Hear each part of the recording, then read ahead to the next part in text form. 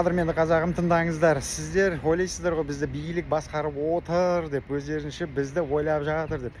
Олай алданбаңыздар, бізді ешкім ойлап жатқан жоқ. Өйткені бізді басқарып отырған олигархтар.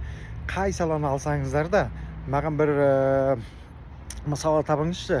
Олигархтар басқармайтын жылу жағын қараңыздар, мынау утилизбор жағын қараңыздар, бәрі лобби. Бізді басқаратын олигархтар ғана. Свет жағы болсын, мұнай жағы болсын. Біздің билік олигархтарға ғана жалтақтап отырады. Шынымен де солай. Енді мен айтарым мынау депутаттарға, мынау прокладкалар бар ғой, мұнай жағынан болсын, біздің бағалар неге өседі дейсіңдер? Өйткені прокладкалар көп, сол прокладкалардың бәрін алып тастау керек. Свет жағынан да солай болу керек. Прокладкалардың бәрін алып тастау керек.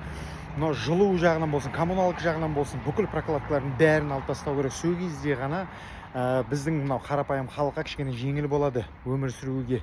Өйткені мынау коммуналкаларды көріп жатсыздар, қазір өсірмейді дейді, көктемге дейін мораторий берді дейді. Ол көктемнен кейін не болады? Сосын қайтадан екі есе өсе ме? Ол дегенім болмайды. Мынау утилизборды қараңыздар, олигархтар ұстап отыр тағы да. Мынау фамилияларын білесіздер өздеріңіз тиегін. Сол адамдардың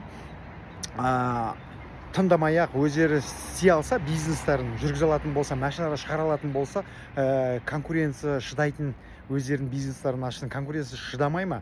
Біздің арқамызда баюды қою керек. Өйткені мынау Кореядан әкеліп жатқан машиналарды міне таныстарым алып жатыр. Қарасаңыздар, мынау Grand Air болсын, дағы да басқа машиналар болсын, 3,5 миллион ғана тұрады, 4 миллион тұрады.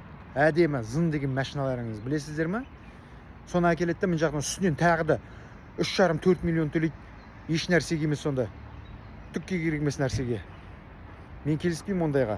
Сол үшін мынау депутаттар заң шығарыңыздар, мынау прокладкаларды алып тастаңыздар. Мұндай прокладкалар бізге керек емес, бүкіл бағаны өсіріп тұратын.